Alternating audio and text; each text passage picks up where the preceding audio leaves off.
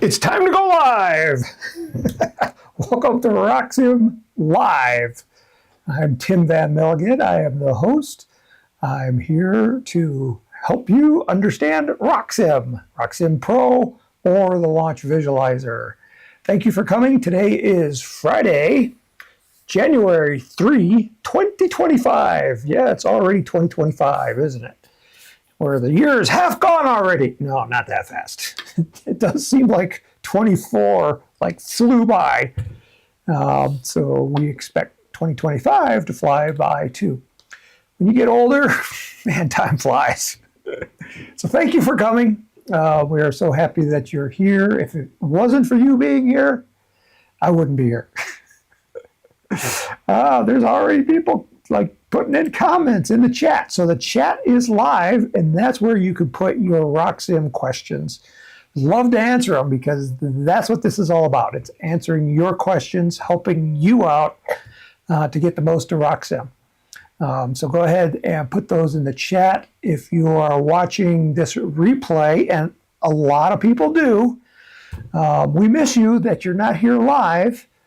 But if you do, you are welcome to email us, and I'll show you where to send an email to here. Let me switch to my desktop camera. So if you come to the ApogeeRockets.com website, which is that, you scroll down here, it says talk to a real person, and right here down at the bottom it says contact form. You click on that, it will bring you to our contact form.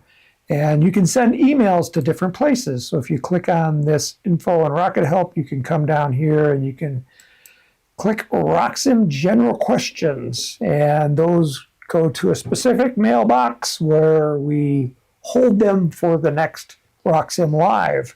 So go ahead and do that. If you notice here on the top of our website, it says Apogee's only website is ApogeeRockets.com. There are at least 2 other sites that have stolen our content, stolen our logo, and are imitating us and scamming people to get them to buy our products on their website, although they don't have any products. So basically, they're just stealing 100% of your money. So the only place to buy Apogee is right here at ApogeeRockets.com. Yeah, we are still trying to track those people down. Yeah. Anyway, so thank you for coming. If you go back to the homepage, click here.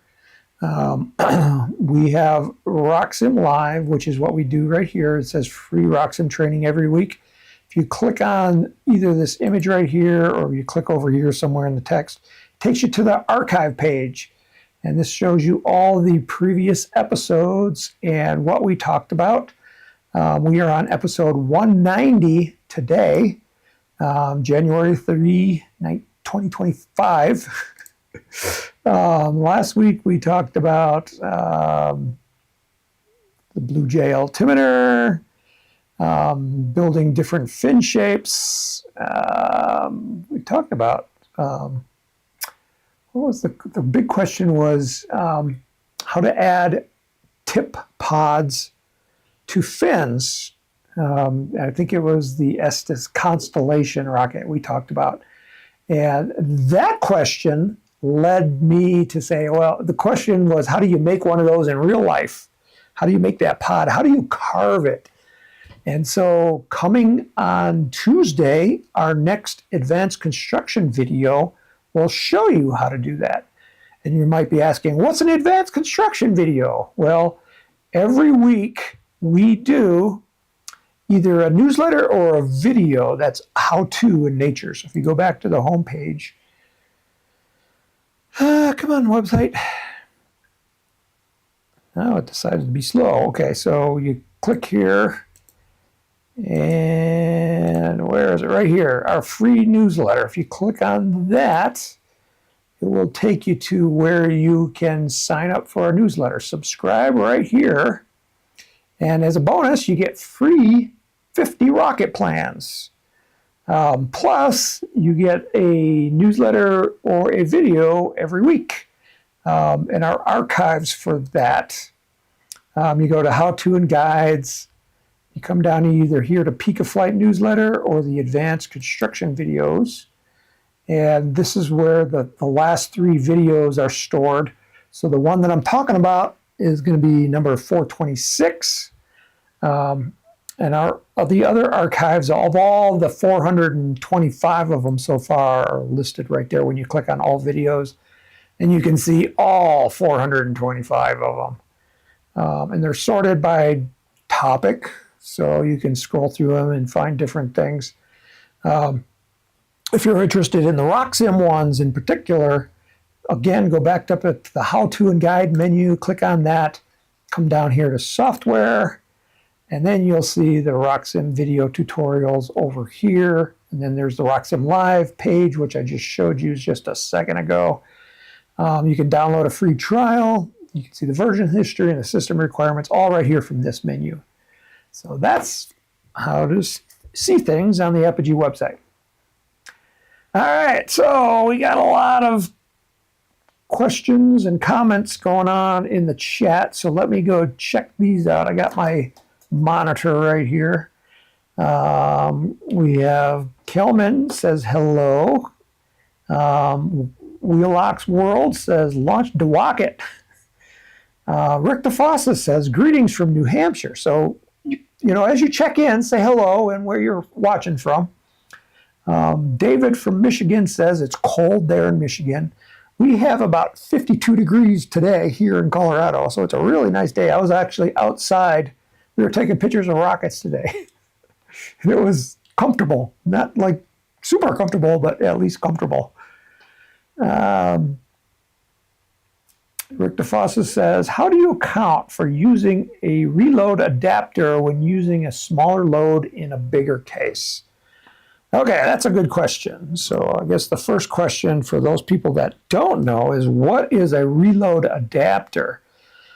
So you come here to shop, come down here to building supplies, and then right here it says motor mount kits and adapters. So this is the page where you will buy them. So here are the ready-to-use motor adapters, and this is probably what he's talking about.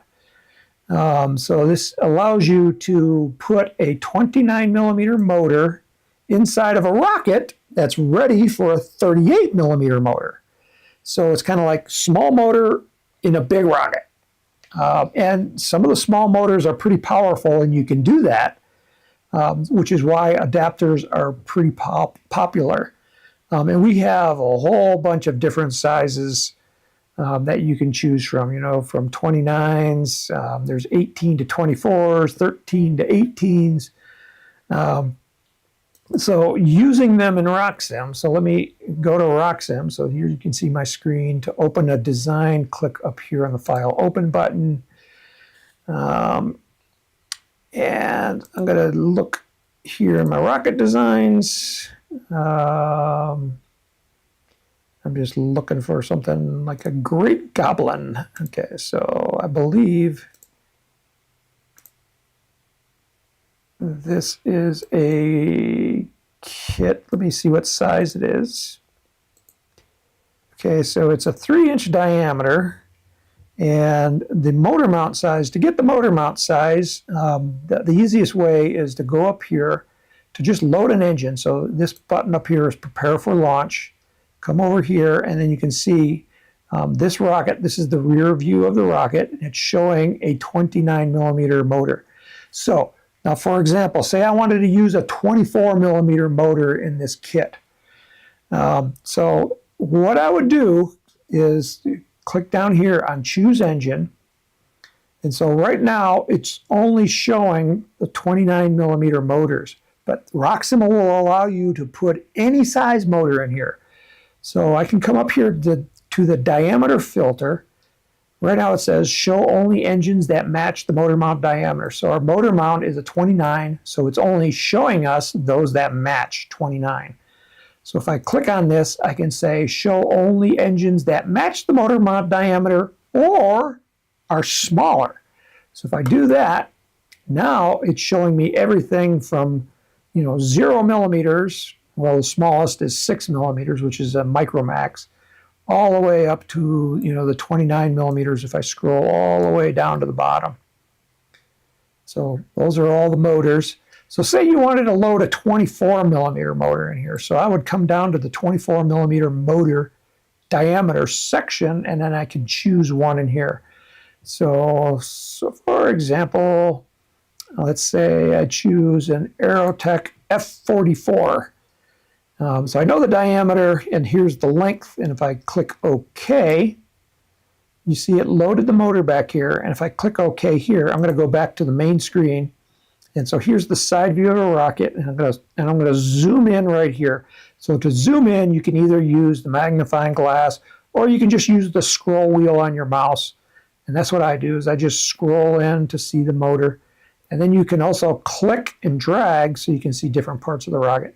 So here is the rocket motor, and then this here on the side is the motor tube that it's going in. So here's 29 millimeters right here, here's 24. So you can see it's kind of floating in here. So now his question is, how do you account for that reload adapter or motor adapter? Okay, so what we need to know is the mass of that adapter. So now there's two ways you could do this. You could build it into the design, or we can cheat, and I'm all for cheating. The reason to build into the design is if adding the component to the rocket will change the drag or lift on the rocket. So anything on the outside of the rocket, I should say that anything on the outside of the rocket that's not on the base of the rocket is going to be in the drag stream, or it could create lift. If it's on the back end of the rocket, it's in the the wake of the rocket. And so that's why you can put a motor adapter. You don't have to build it into the rocket, because it really doesn't affect the drag or the lift of the rocket.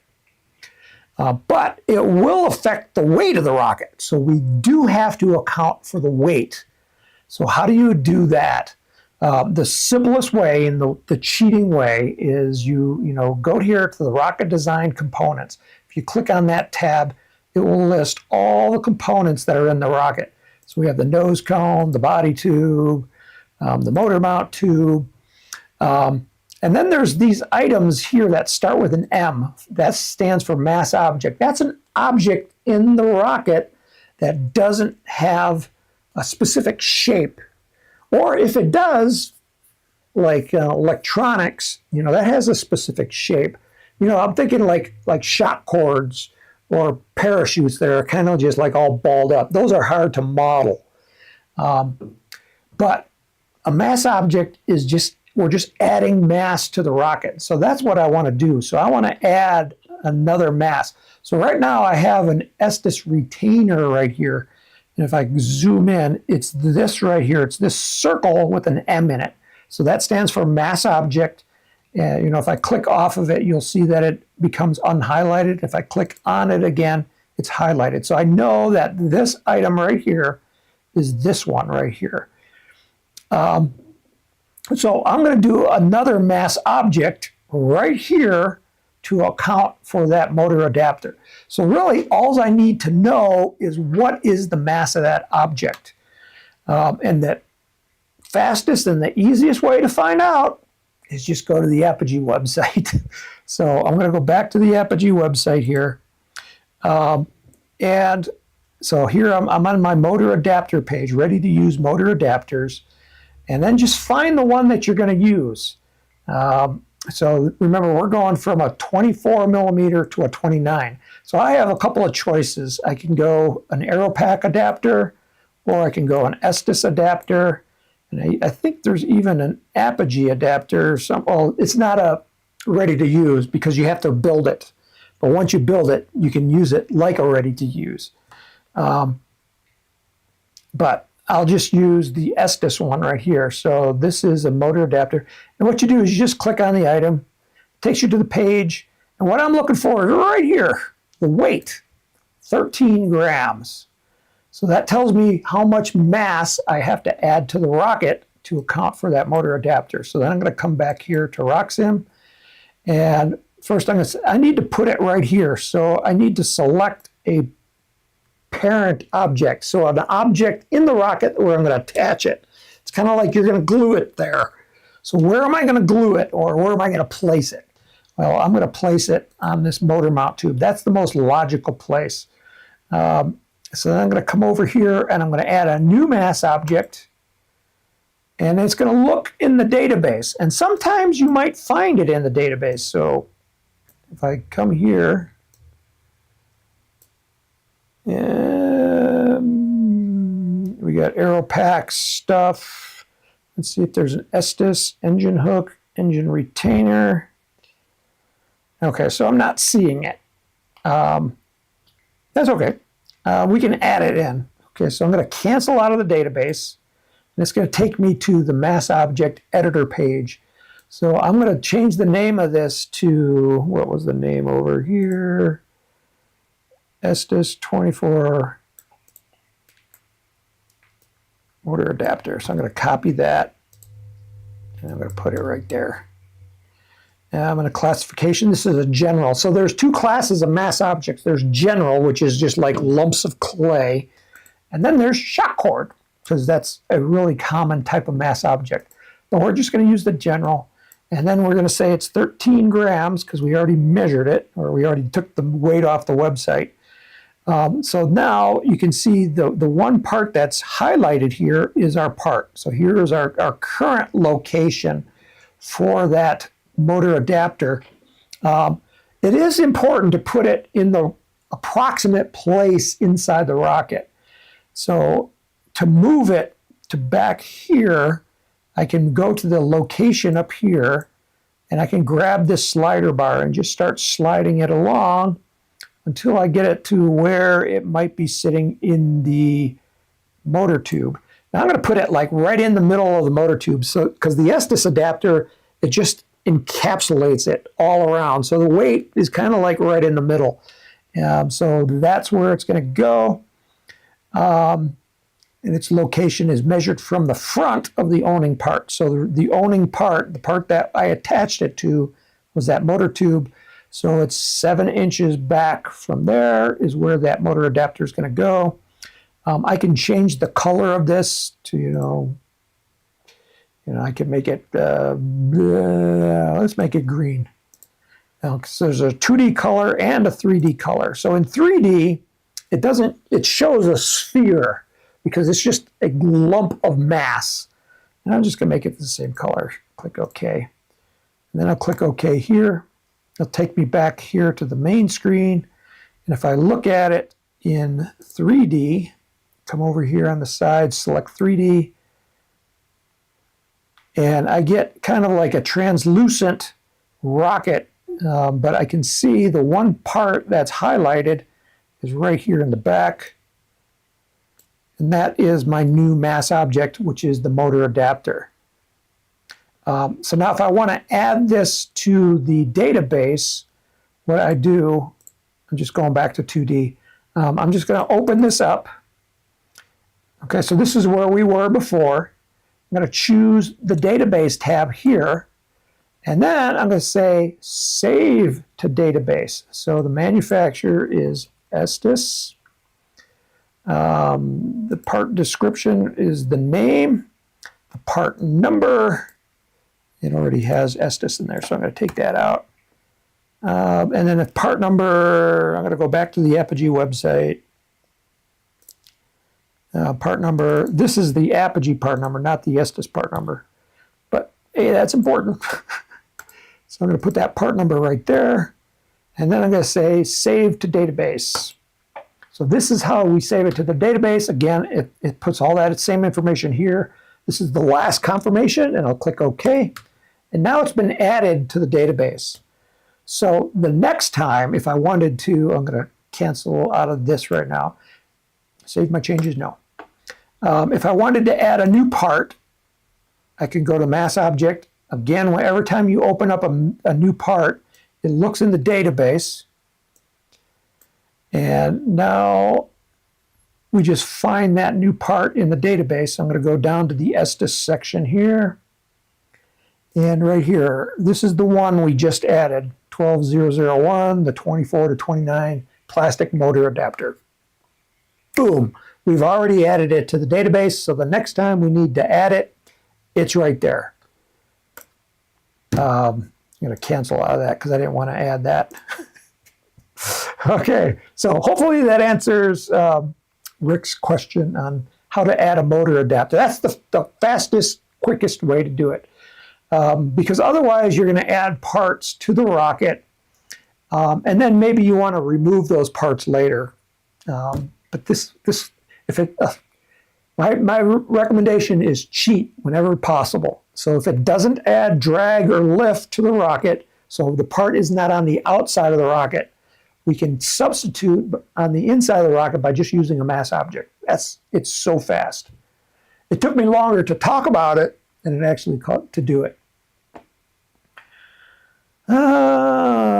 Purple Haze says, how can you best represent or model the Apogee quick change motor mount in RockSim? I think I just answered that one. It's the same question. Actually, no, because the quick change motor adapters are a little different. Okay, so let's go here to building supplies, come back down here to motor adapters. Where'd it go? Motor adapters. Okay, so now we have a one that's called quick change removable motor mounts. Okay, so now the difference in these are all for the BT80 tube. So it's a 2.6-inch tube. And what it allows you to do is it allows you to change from a single motor mount to one that has 2. Here's one that has 3. And then finally one that has 4. So I can change from 1 to a 4 really quick. It's just a matter of, it's just got like a quarter turn, and you can take it apart and install it really quick. You can watch the video on how to do it. This part right here gets bonded in the rocket, and this is like the quarter turn part, and then this is the motor mount part. So that's a different question.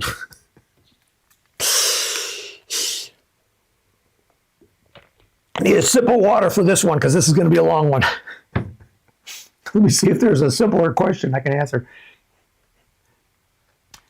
Startgo3 says, I have RockSim 11, so I tried the powder estimate for your Katana for a doable deployment flight and came up with a half ounce of black powder and no shear pins for the nose cone. Could this be correct? Okay, so this is a simple question. So let me go back here, and we're going to open up the Katana rocket.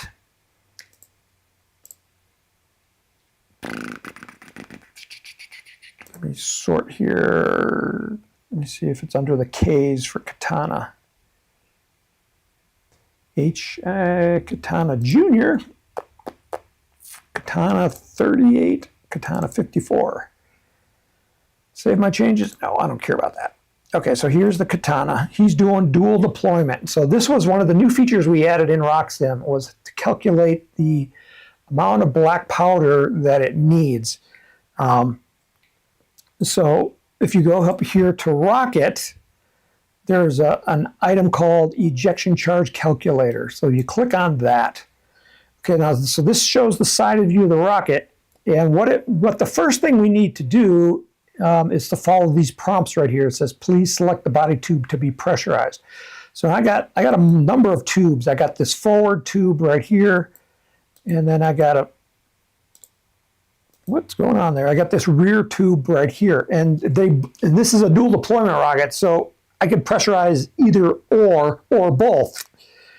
So now, if I wanted to pressurize this part back here, so this is a bulkhead, that's a bulkhead. And so what we have to do is to tell RockSim how much volume inside we're going to pressurize. And the amount of volume is the gray area. So I can adjust that by just grabbing an edge and pulling it down. So on this bottom one, I'm going to go all the way down to the forward bulkhead, which is right there. And then on the front, I got to bring this one down to right there. So this is the amount of volume that's going to be pressurized. Then you select your desired internal pressure. The default is 8 psi. And you can go all the way up to 15. If you're going more than 15, you're just going to try to blow the rocket apart. So this is like the suggested range. So we're going to use 8 psi. I have 0 shear pins. So then if you just come down here, it tells you how much black powder is required, and it says 1.288. If I change this to ounces, it says 0.045, and he is saying a half an ounce. Yeah, so that can't be right. That's a lot of black powder. In grams, it's 1.22, and even 1.22 grams is, if you dumped out the ejection charge on a reload motor, that's probably about what you're going to see. So I would not use a half ounce. Maybe you just have your decimal in the wrong spot. Instead of 0.05, if you move that one decimal to the wrong position, it's going to be 0.5. So I think that's what's going on. But that is how you do it. If you wanted to do this tube up here in the front, you do the same thing. You just grab the edges of the tube. And so this is the shoulder on the nose cone, so I'm obviously not pressurizing that. So this is a smaller volume, and you can see my black powder requirement here is like about 1/3 of what it is back here because the volume is so much smaller. So that is how you do ejection charge calculations in RockSim. It's really fast. That's like, there's so many favorite features in RockSim, but that one is really cool. Okay, so let's go back to the other one. Let's go to, there's a rocket called the Quick Draw. The Quick Draw is the rocket that we designed to use the quick change motor mounts. Let's see if I can find it. Quick Draw. Okay, so I'm going to open up the Quick Draw. And, okay, so we have a BT-80 simple rocket. So basically, if you look at my files here, you can kind of see where I'm going with this. Because I have a Quick Draw with a single 29mm motor mount, and then I have another one with two 29mm motor mount. This is my preferred method of doing it. Is just to design the motor mount with either 1, 2, 3, or 4 engines in it, and then just save it with its own name. Because then I'm absolutely sure when I open it what I'm going to get. If I will click on this one right here, I don't know what I'm going to get. If I click on that one right there, I don't know what I'm going to get. But then there's another way to do it, and that's this one here. If you see .rsa, that stands for RockSim Assembly, Subassembly, RockSim Subassembly. And that's another way to do it. Let's see if this one uses it. So I'm going to open up that Quick Draw. I'm not going to save any of my changes to that rocket. And get the spinny ball here, and that's not ever a good sign. Okay, so it did open it. Okay, so I want to look at the back of this rocket. If I click it, okay, so this one has 3 engine mounts in it. So this is the Quick Draw rocket. I think it comes with 3, let me go back here to the website. I don't remember how many it comes with. So you come here to the Apogee site, and you go Quick Draw, and you click on it. And let me see here, let me look at the pictures. That's how big it is. It's a beautiful rocket. It comes with a single. Okay, so it comes with a single and a 3. All right, so, but then you can also put in a 2 engine cluster or a 4 engine cluster in here. They'll all work, but it comes with a 1 and a 3. Okay, so this is the standard configuration. Is a 3 by, I think it's a 3 by 24. I can't imagine it's a 3 by 29.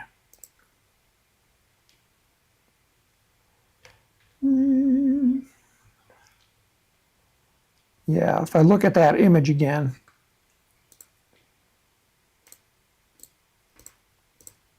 okay, so that's a 29 millimeter diameter. And how do I know? Well, I've seen a lot of 29 millimeters. And if you look at the size comparison, these are smaller than those. So I know that it's a 3 by 24. So let me go back here. That's not what I was looking for. RockSim, RockSim, RockSim, RockSim, RockSim. There you are. Let me do file open again, and it should go back to where I was. So I have a 1 by 29, a 2 by 29, and now we're going to have the 3 by 24. So let me cancel this. I'm going to save this. I'm going to save it. File, save as. I'm going to put it in that same folder. I'm going to say quick draw 3 by 24 and hit save. Okay, so now the next time I go to that file folder, I know it's a 3 by 24. But let me open up that other one. Okay, so here's a BT-80 simple rocket. I think this one is set up for subassembly. Yes. Okay, so what is a subassembly? So this is what I was talking about. This is the other way to do it. So the first way of doing the quick change motor mounts is just design your rocket with the correct number of motors in it and save it with the number and the size of the motor mounts in it. That's my favorite way because there's no ambiguity. It's just like I open that file, I know exactly what to expect. When I open this file, I didn't know what I was getting. Okay, so, but this one is set up for a subassembly. So a subassembly is like a collection of parts. And we're going to, it allows us to save it like its own file, and I can move that file of subassemblies from one rocket over to another rocket. So that's how this one is built. And so to start a subassembly, you start with a body tube, and then you'll come over here to subassembly, and then what it does is it creates this folder, and I'm going to stuff all these parts into that folder. So that's how I got that there. And then if you open that up, it shows you what all parts are in that folder. So from here down to here, the threaded rod retainer is in this folder. So let me do another one. I don't think we have a 4 by 29, 4 by 24, which means 4 24 millimeter in a cluster. So let me go through this first. So if you were to build this subassembly,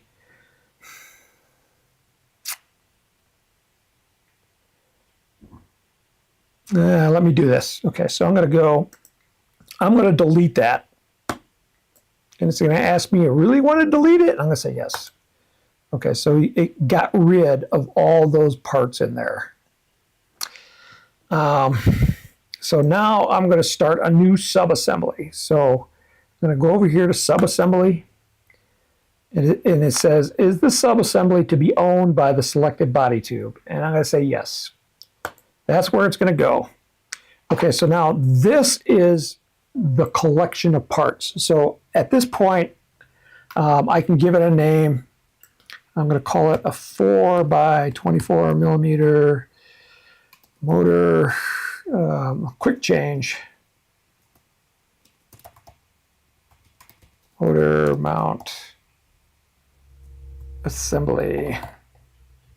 And I'm just going to click OK for right now. And we're going to come back to this part. So click OK.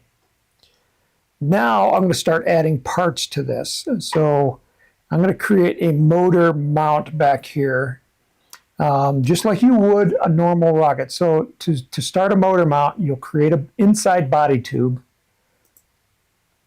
And I'm going to select a 24 millimeter tube. And you'll see it put that tube right up here. Let me change the color of it so we can see it a little better.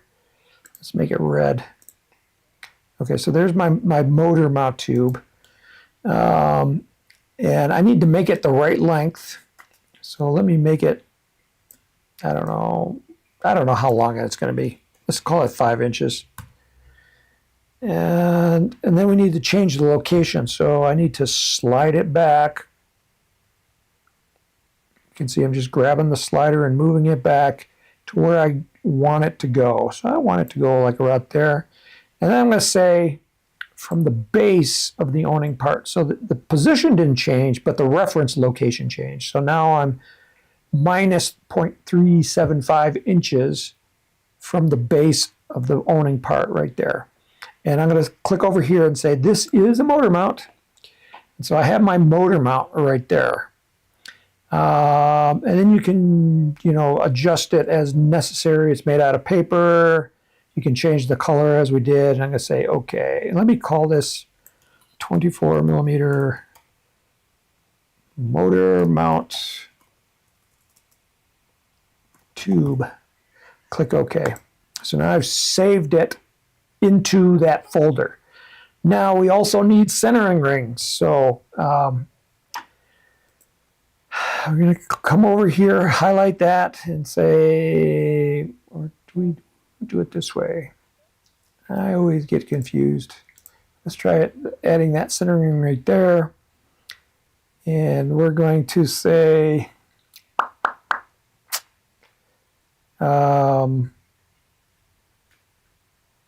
this is a 24 by 66 millimeter. And yeah. And then we move the location back to here. It's where we want it. We're going to adjust the thickness. I'm going to make it 1/8 of an inch. Okay, so there's my front ring, and I'm going to make it out of plywood. I'm looking for plywood here. Okay, aircraft birch plywood. We can change the color. Let's make this green. Yeah, we'll make the 3D color also green, just to be able to see it. Okay, so we have our front centering ring. And say OK. All right, so now we need to add a rear centering ring. So I'm just going to copy and paste this. So I'm going to do a right click on the front centering ring and do a copy. Then come up here and paste. And I put it right on top of it because it's just a copy. So I'm going to double click on it and I'm going to change the name to rear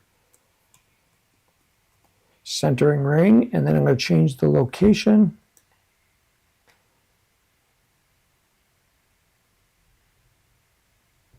Right there. So that's my centering ring. And I click OK. So I have a front one and a rear one. Now, if you look at it in 3D, you notice I only got one motor. And I need to change it to a 4-engine cluster. So you can see it's just got a single one in there. All right, so how do you do that? Oh, that's pretty simple. We're going to go up here to the 24 millimeter motor mount tube. We're going to select that. And then we come across down into this button here that says cluster. So I'm going to cluster this tube. So basically I'm going to duplicate it 4 times. So I'm going to click on it and it's going to bring up the cluster wizard process. And so this is going to walk us through the process of changing that a single motor mount tube into a cluster of 4. So I'll click continue here. And first I need to select my pattern. This is an easy pattern. It's just a cluster of 4. You can also get that same cluster by coming here to this one. So I selected that one and then hit continue. And then I can select a 4-engine cluster here. It changes it to 4.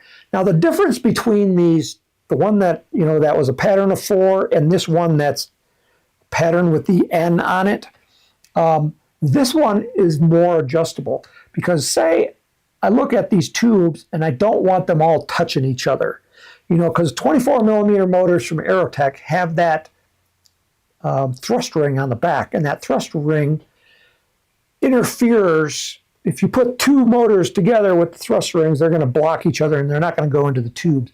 So I need to be able to make these tubes slightly apart. And to do that, I need to use this screen right here. And I can use the cluster radius. You can see if I grab it and start sliding it, I can slide it. I can separate them a little bit, or I can separate them a lot. I think that's okay right there, like that. And then I can hit continue. And then I can rotate it also. And I can spin it around in there. Sometimes, if you have 4 fins and you want the 4 fins to go in between the motor tubes, that is why you might want to be able to spin it around. But I don't really need it spun around for this one. So I'll just hit 0 rotation angle and then continue. And now it's like, do you like what it looks like? And I say yes. I'm going to hit done. And it's going to duplicate those 4 tubes. So I got 1, 2, 3, 4 tubes. And if I look at it from the back end,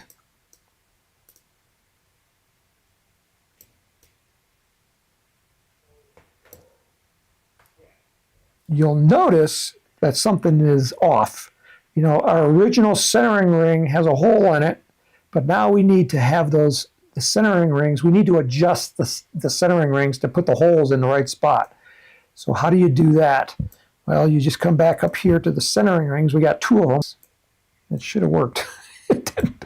Oh, see this box that says automatically calculate the known values? We need to check that.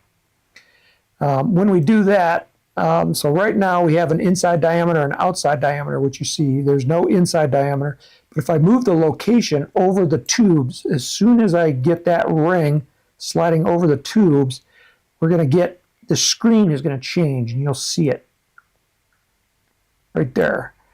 Now you can see there's 4 holes, 1, 2, 3, 4, and they all have a diameter of 0.98 inches. So I can adjust it back to where it was, like right there. Oops, it didn't go. Right there. Click OK. So that was the front ring. And then I need to do the rear ring. Do the same thing. Open it. Come on, double click on it.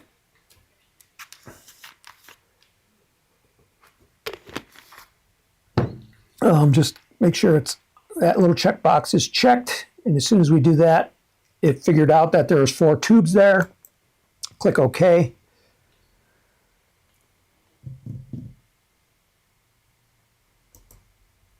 Okay, so now the holes are in the right spot. All right, so now we built our subassembly, and so all these parts are in this folder. So I'm going to go back to this folder. I'm going to open it up.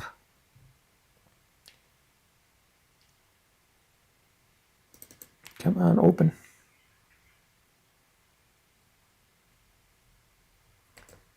Oh, I need to edit. Should be able to double click on it. Come on, wake up.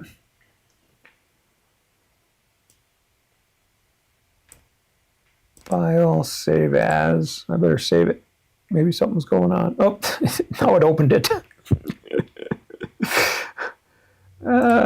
Simple Rocket 2. Hit save. I don't know what's going to happen.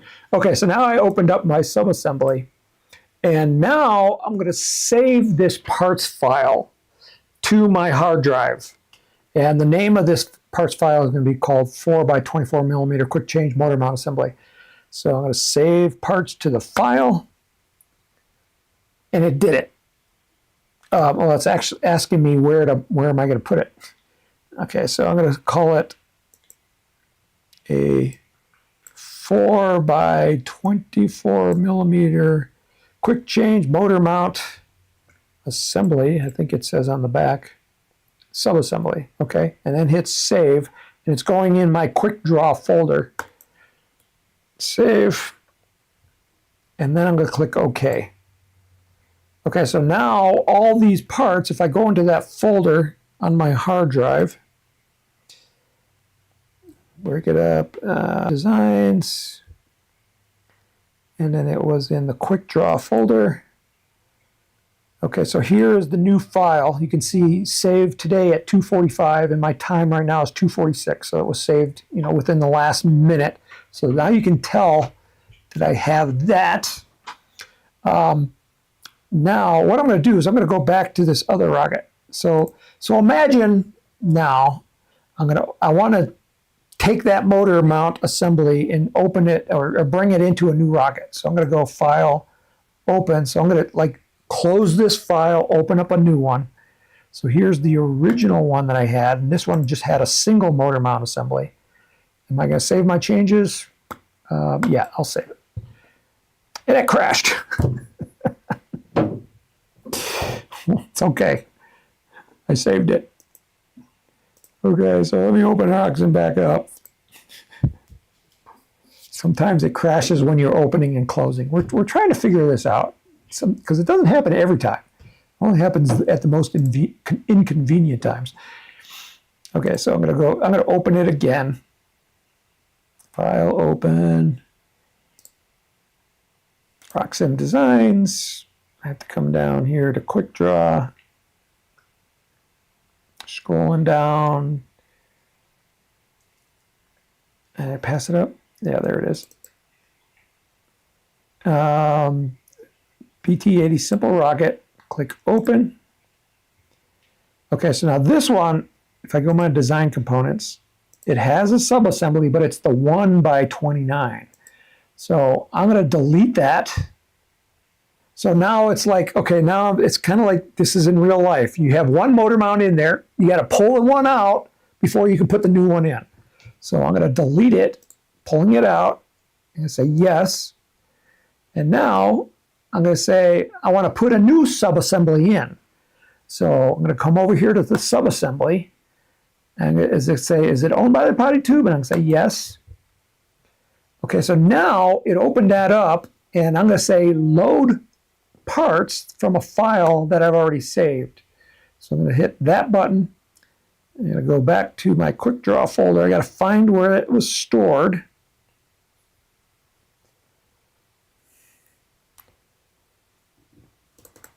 Open that up. And this is the RockSim subassembly that I want to choose, a 4 by 24 millimeter quick change motor mount assembly. Click Open. And you can see it loaded the parts in there. And click OK. And now we're back to what we had before. If I look at it in 3D, it's a little slow. Got a lot of parts in there. And if I spin it around and I zoom in, you can see that all the motor mounts are there correctly. And that is how you do it. Well, for some reason, this has some weird decals on it. Anyway, so that is how you use a subassembly to create an interchangeable motor mount system, or subassemblies are best used on parts that are on the inside of the rocket. They can cause confusion unless you know what you're doing. That is why, like I said at the beginning, my preferred method is to just design the motor mount assembly into the rocket, save the whole rocket with a specific name that you can tell apart, so that when you open it, you know exactly what you're getting. Because if I open up, the BT-80 Simple Rocket, I don't know if it has a 4-engine cluster in it, a 3-engine cluster, or a 1-engine. And then I have to look at the subassembly. But it is possible we created the subassembly specifically for this purpose. Some people like it. My personal opinion is I can design a rocket faster than pulling a subassembly out and putting a new one in. Yeah. Oh boy, okay. Got a lot of stuff going on here. Let me check my thing. Troy Airmet says, hello from Riverton, Utah. Hello, Troy. Stuart Greeley says, Tim. Greenley, he says, a goblin, you changed, Tim. Red Durmax for life. Live at the Penguin says, Apogee part numbers would be more important, as that's where I am buying it from. That's correct. That's the right answer. Jason Horstman is here. He says, what igniter will work with the featherweight Blue Jay? We talked about this last week, but I can talk about it again. So if you come to the Apogee website, I already had a browser open. I didn't want to have two browsers open. I had Edge open. Okay, so you come to the Apogee website and you type in Blue Jay, and you can see the Blue Jay altimeter. Just click on that.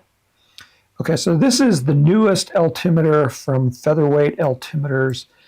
This thing is tiny. You can see comparing it to an X-Acto knife. This thing will fit inside of a 18 millimeter diameter nose cone.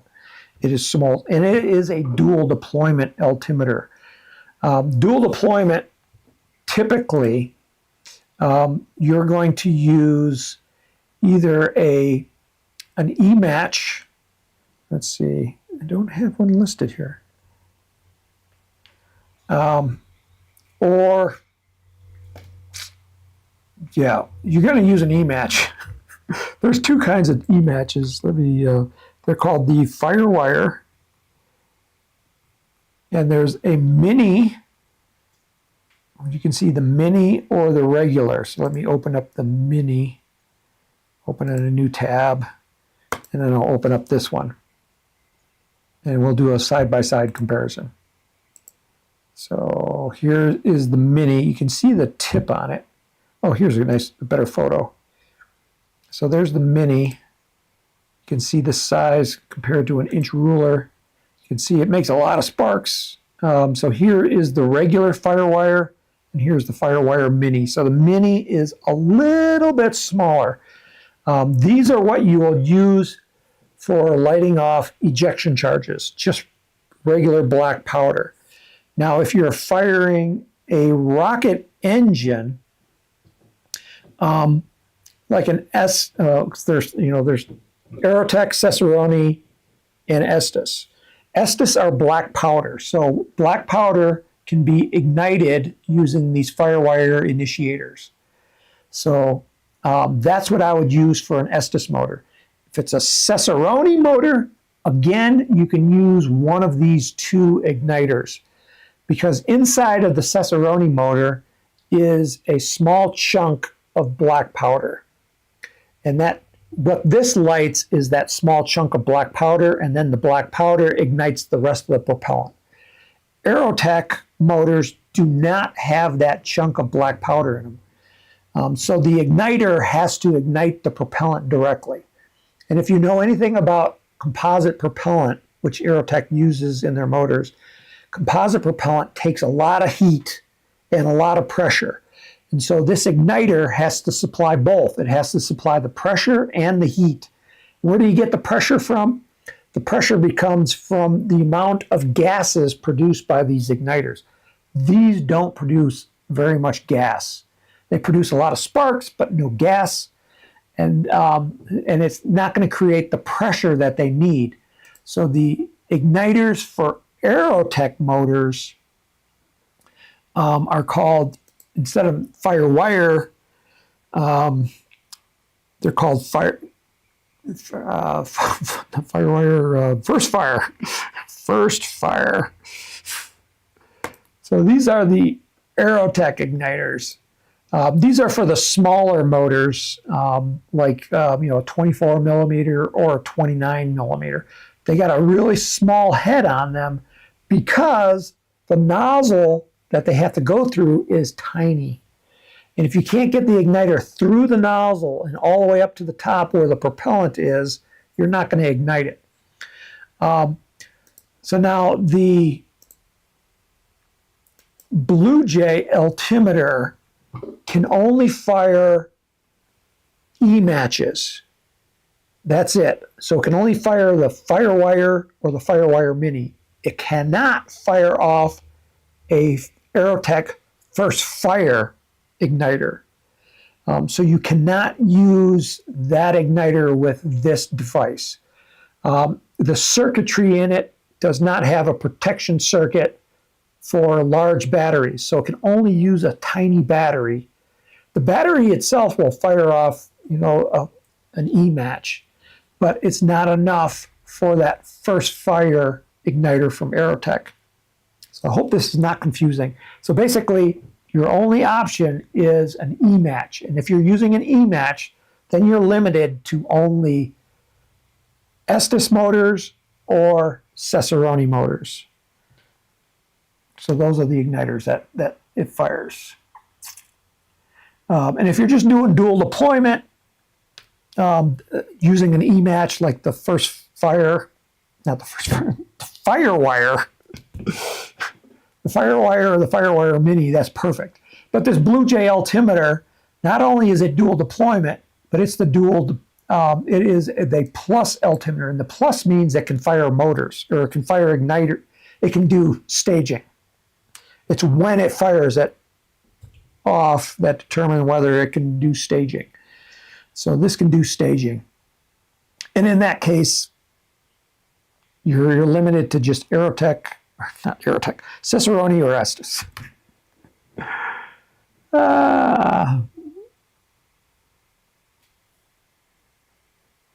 Live at the Penguin says downloadable subassemblies on the buy page.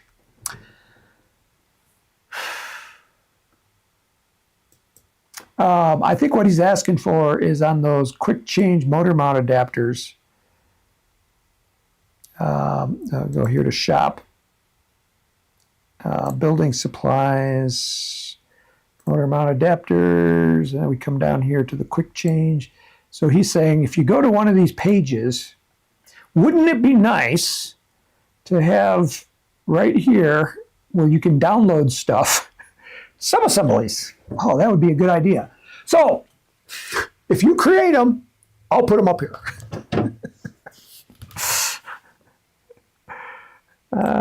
Yes, somebody's got to create them, and I don't want to do it.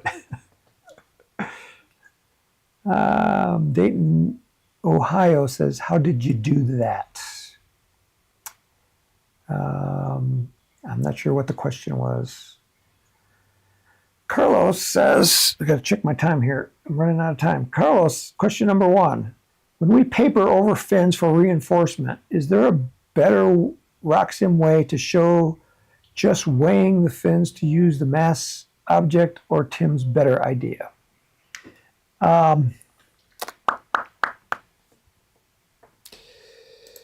So say you got this fin set right here. I'm going to delete this. Delete. Say yes. Okay, so we have a fin set right here, and this fin set, if we look at it, it says it's made out of basswood. Let's change it to balsa wood. Okay, so now we have a balsa wood fin, and the calculated fin mass is 3.455 grams. The total has 3 fins, so you multiply that times 3 and you get 10.365. If you were going to paper these fins, what it does is it adds weight. So the easiest way to do it is to come over here to the mass override tab, And say you papered your fin and the 2 sheets of paper added another gram. So, so I would take my new mass, instead of being 3.45, is now going to be 4.55. And the CG location, so now you need to know the CG location of that fin, which is going to be, I'm just eyeballing it. It's probably going to be right there.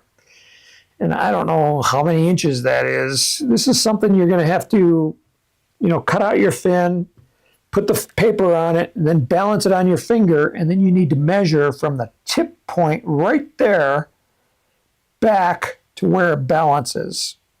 And I don't know what that is, but let's call it 3 inches. And then you click this button right here, or this box, and it says use this mass and CG information below for this fin. So now you'll notice there's a new note right here that says the mass override is on. So if I go to the general tab, so my mass is being overridden by this new mass right here. Instead of each fin being 3.45, they're now 4.55. So that's the quick and easy way to do it. That's actually the correct way of doing it.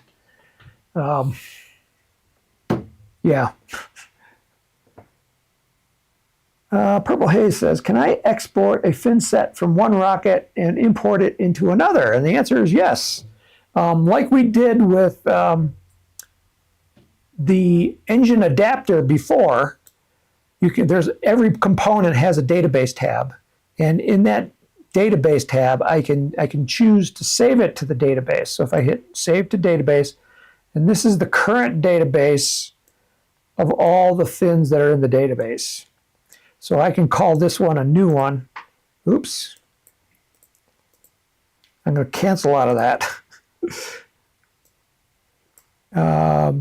So I'm going to change the name, I don't know, custom. Part number, I don't know, 0000. Description, trapezoid fin.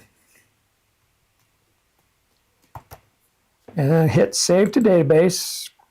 And you can see it pulled in that information, custom, part number, trapezoid fin, from that information that I listed there.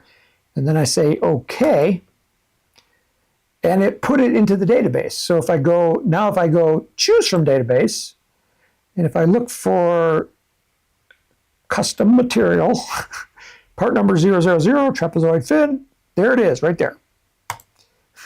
And then I just brought it in. So you can save it to your database, open up your new rocket design, and then bring it in. That's how all these databases were created. Is like we were designing rockets. We said, hey, this might be a useful component on another rocket. So then we save it to the database. Centering rings, thrust adapters, engine blocks, those are common components. Body tubes, they're common components. We reuse them all the time. Now, fin shapes, that's kind of less useful because every rocket has a different fin. And that's why we like rocketry so much, is we can change our fin shapes. And so it's kind of like, if I was designing a new rocket, I'm not going to choose the same fin shape that I used on a different rocket, because that would be kind of boring if everything looked the same. So that's why there's not a lot of different fin shapes. And the other reason is if you look in the database, that description column, they're not very descriptive. Selecting from the database, if you can't figure out from the description what it looks like, it's probably not useful.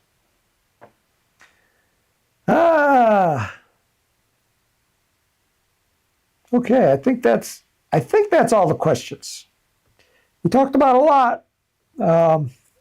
Saving to databases, subassemblies, motor mount adapters, papering fins. There was a lot.